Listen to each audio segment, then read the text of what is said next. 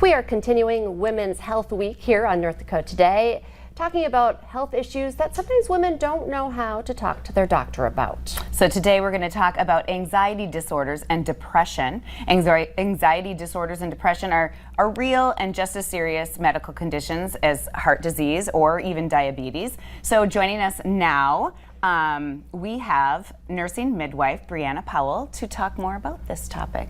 Welcome to the show. Thank you. I'm super excited to be here. It's definitely a topic I'm really passionate about. Yeah, and definitely it's Mental Health Awareness Month. So this is something I'm sure that you are familiar with, all the time, but of course this month especially as we're focusing on that. So, all right, well, let's talk about depression. What signifies that that someone is going through depression? Yeah, so there are several different symptoms that a person can have. A big one is this feeling of sadness or feeling like their mood is really low. They might lose interest in activities that they once enjoyed doing. That can be a big sign.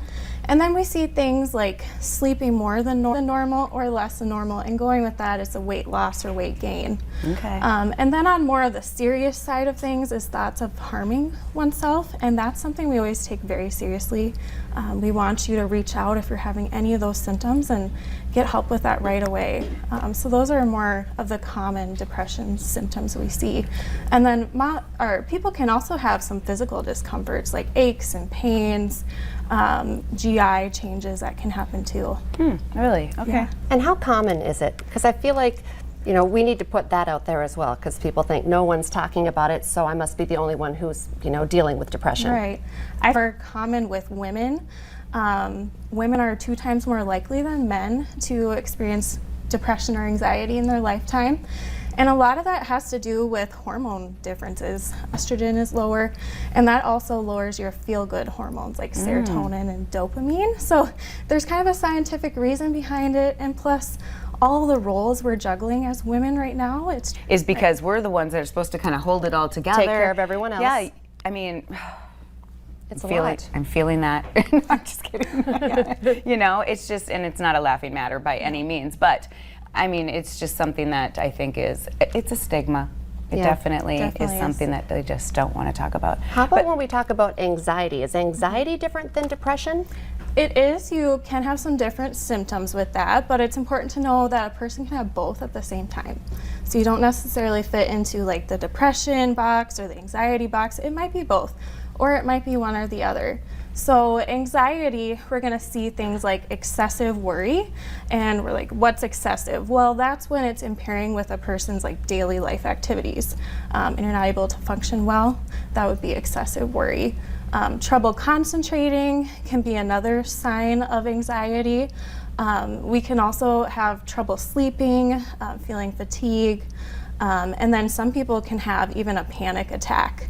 And you can have physical symptoms like trouble breathing, your heart is racing, feeling really sweaty palms, like the room is kind of caving in. Usually those are pretty short-lived, but they're very scary.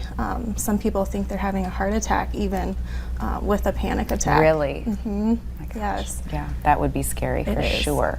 And any age? is this? It can happen at any time in a woman's life. There are definitely times during your life that you're more at risk, but any time really, and it can come and go too. It might be something that you have at one point in life, and then it resolves later in life too. And could come back again. Yes. Circumstantial? Is yes, that, pretty definitely. much how it is? Yeah. Yeah, and there are, like, when I talked about estrogen, so things like postpartum, that's a big time where we can see depression or anxiety. I think that's important to note. Some people just hear about the depression, but the anxiety can happen as well. Postpartum, the estrogen levels drop really low.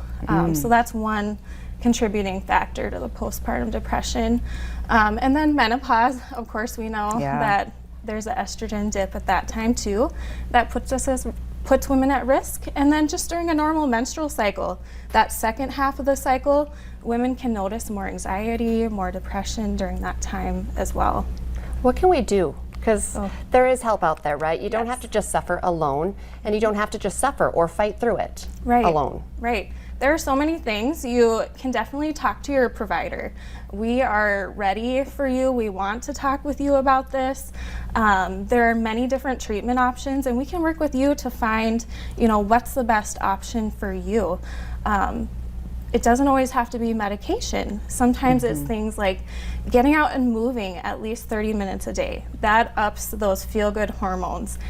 We live in North Dakota, so getting outside and getting that sun and vitamin D can be challenging, but trying to get outside as much as you can definitely be helpful too. Making sure you're getting good rest is a big one. Good sleep at night. Looking at your diet. Looking at, are you doing activities you enjoy?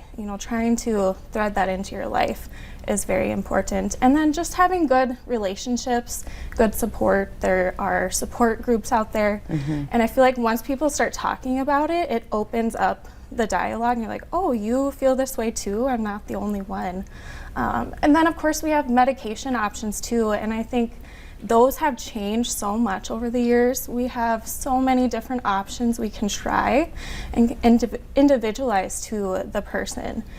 So it might take a couple different medications to find that right one for you, but there are so many options out there. And it doesn't mean you're going to be numb and not, because some people are scared of medications because they're like, we don't want to be a zombie. That's not the case with medication anymore these most days. of them. So a lot of them, the common ones are SSRIs right now, and really what they do is they increase that serotonin, that feel-good hormone, and that can help with both anxiety and depression. Well, we need to have you back on, because there is so Definitely. much more we need to talk about with mental health, but thank you so much. Appreciate it's a good you start. being here. Yes, thank you. I'm so glad you had me talking about this today. Important topic. Thank you. Coming up on North Dakota Today, we have a big announcement coming up with the Landon's Light Foundation. They are teaming up once again with a pretty big name. We're going to tell you all about the event that's coming up next.